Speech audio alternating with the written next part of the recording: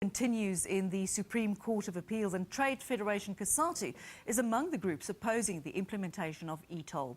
For more on this, we are joined in the studio by COSATU spokesperson Patrick Craven. Good morning and welcome to AM News. Good morning. Was COSATU surprised that the President has signed this bill into law? Not at all. It was inevitable that he would sign a bill which had already gone through Parliament and was really a technical measure just to make sure there were no loose ends as far as the legality of e-tolls are concerned. But our objection to e-tolls was never primarily on the legality of them. It was a matter of political principle. We objected strongly to motorists, first of all, being asked to pay to travel on roads which they've already paid for through taxation and the fuel levy.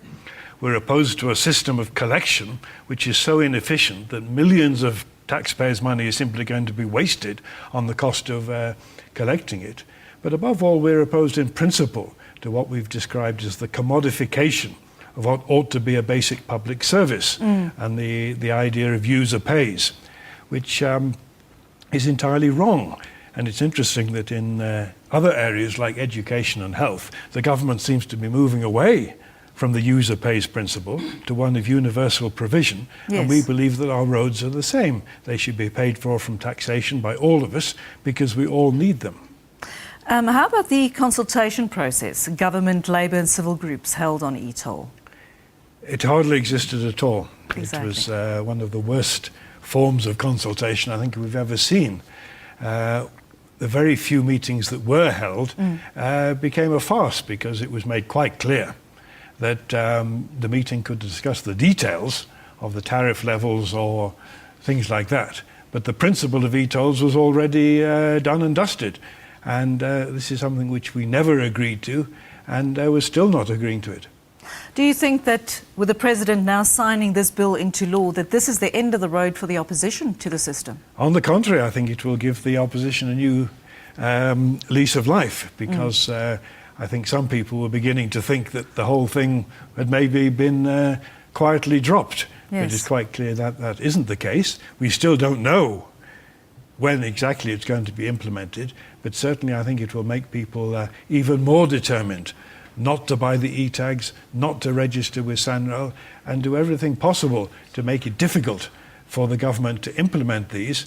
And we have some useful international information that in Portugal they tried to do something very similar. Yes. And it collapsed. Basically, people were not prepared to accept it. Well, that brings me to my next question. If it is now implemented, forced on us, what do you think will happen? How will the people react? We think that most people will not buy the e-tags. They will compel SANRAL to send out bills to people, which is going to be a huge and we would say absolutely impossible task, sending out millions of these things. We know that already a lot of people don't pay traffic fines, which we're not in favour of, or yes, they should pay their traffic fines. But it's inconceivable that all the people who are not paying their traffic fines will suddenly rush to pay their e-tolls. Yes. But they will be joined by a lot of other people who, on principle, feel that they should not voluntarily pay these charges.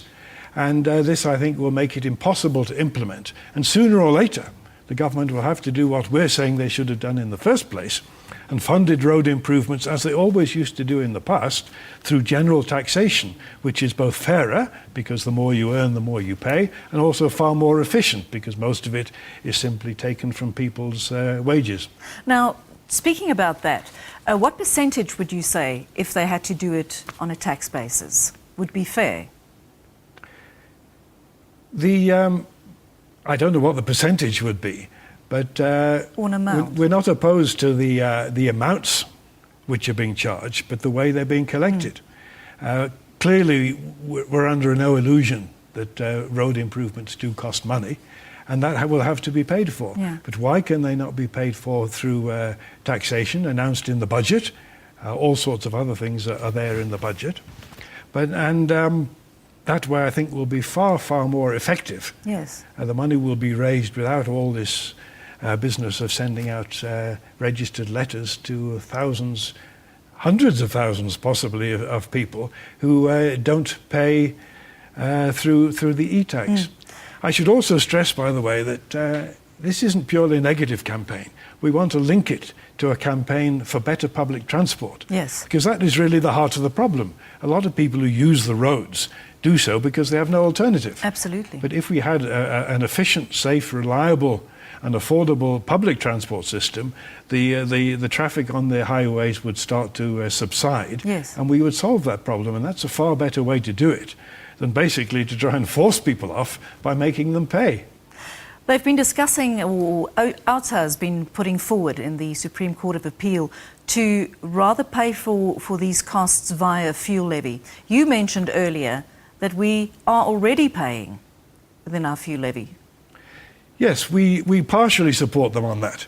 If there is a crisis, as the government and SANRAL say, and they urgently need to raise money quickly to pay off debts and so on, the fuel levy could be a way of doing it.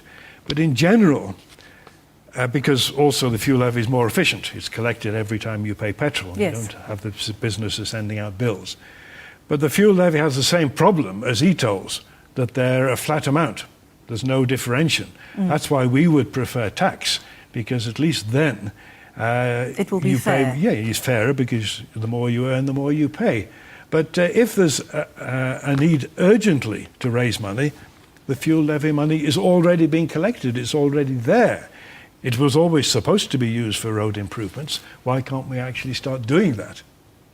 Mr. Patrick Craven, spokesperson for COSATU, thank you very much for joining us here on AM News.